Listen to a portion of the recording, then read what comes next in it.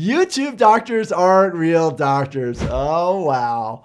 Default organ donation, pinatas are dumb, and YouTube doctors aren't real doctors? What? Today, we are breaking down some of the most thought-provoking medical hot takes on the internet. And just in case you're a little out of the loop, a hot take is basically one's unpopular opinion on a topic. And fair warning, some of these are a little out there. All right, let's dive right in. Grey's Anatomy is actually the most unrealistic medical show, and it's only popular because an audience without a background in healthcare likes the drama. Yes, it is a dramatized show, but there are some good medical components to it. Yes, not everything is real. The way they have it set up, that the interns and the residents are specialties all over the place that don't make any sense, but some of the medical components are accurate. Does it allow people who are not in the medical world to get a little vision into seeing what it's like? Yeah. So I think it's okay. I think if you use it as a hard, fast rule that this is how medicine is, then you're going to be gravely disappointed when you actually enter into the healthcare world. If you want me to react to Grey's Anatomy, let me know in the comments. I see medicine as a job and not a lifestyle. I want a 9 to 5 or close to it with 5 days per week at a clinic, and then have 2 days off per week where I have no thoughts of work. Not possible, because it's 24 hours a day. You need to share the burden with your colleagues. You need to share the shifts so that everybody does get equal time off. A full-time job in the emergency department is typically 16 shifts. If you're doing 8-hour shifts, you're just under 40 hours a week. The positive of that is you could potentially take a week off every month if you wanted to, as long as you got your shifts done in those other 3 weeks. There are positives and negatives to any schedule. It just has to do with the lifestyle that you choose versus the job that you choose. I feel this is pretty mild, but I get a lot of pushback from people I wouldn't expect it from when I say organ donation should be the default.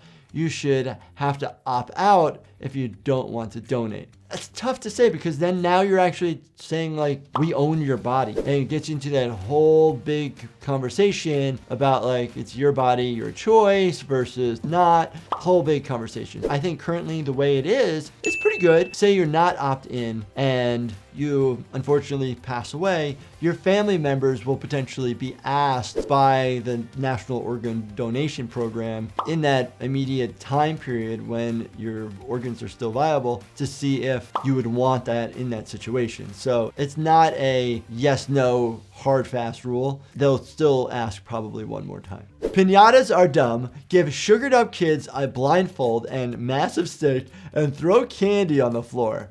Just a bad idea for a birthday. Pinatas are kind of fun. Yes, I agree. Giving a blindfolded child a bat is probably not the smartest thing in the world, but I will say I've never seen a pinata injury come to my emergency department. We can fill it up with whatever we want. It doesn't necessarily have to be sugary candies that we give kids and get all hopped up. But you can actually put healthy food choices in there. Protein bars or granola bars. I mean, people will probably be pissed at you, but you can do that so people aren't all sugared up. YouTube doctors aren't real doctors. Oh, wow. I'm a real doctor. I have a full-time job in the emergency department. I've actually sent in all my credentials to YouTube that have been verified, my medical degrees, my residency, my licenses in the states that I work. And you can actually Google and look up doctors based on the state that they work and the medical board. So if you do have any questions about the YouTube doctor that you're watching or following, it's quite easily accessible. Mental illness is not an excuse for bad behavior. It's an explanation, but you're responsible for how you treat others and act. That is a pretty involved hot take. Let me know in the comments what you guys think. Well, sure, I agree with that. Bad behavior is bad behavior. Blaming it on mental illness is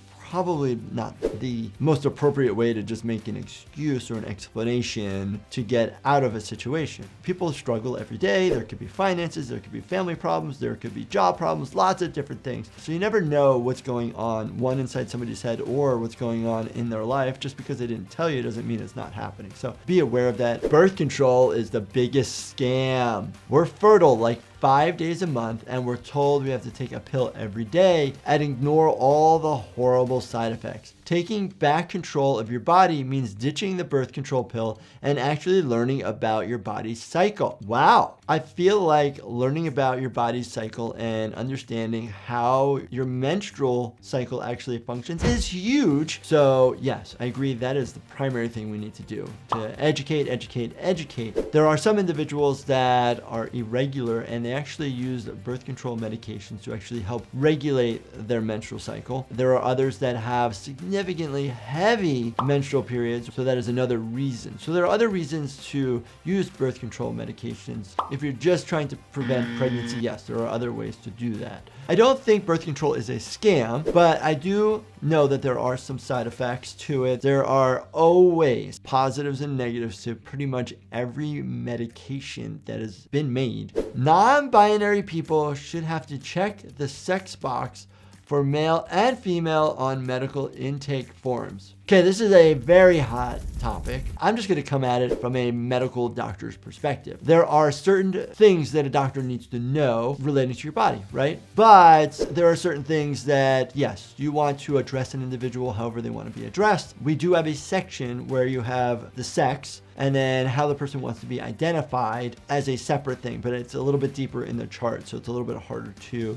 identify. So then it gets confusing to staff members when they're registering an individual. Do they use the XY or the XX sex identifier, or do they use how the person wants to be addressed? You just address it with them. That individual just needs to share, hey, I was born a male or a female, and it has to do with how your body reacts, the hormones that are going on in your body. No Nut November is overrated. I don't celebrate No Nut November and find it dumb. It's just another month. Why do we stop doing something natural for no reason other than for the memes? I don't get it either. I have friends who are urologists that say, what are we doing? Maybe it's just a time to self-reflect, to not give in to your own indulgences. Doesn't matter what month if you choose not to do something for 30 days. Where did this even start? If you guys know, let me know in the comments. I am interested to know. Personally, I am annoyed with how many medical students come from money and privilege and barely recognize it. I was not one of those individuals. I took out student loans that by the time I went back into repayment, they were close to $400,000 that I pay off still. Yes, there are some people that go to medical school where their family members help them with their tuition. That has nothing to do with you. My job in medical school was to learn, get as much education as I could. Is it annoying that if you go out to a bar or go get pizza and you're paying for it with your student loan money and somebody who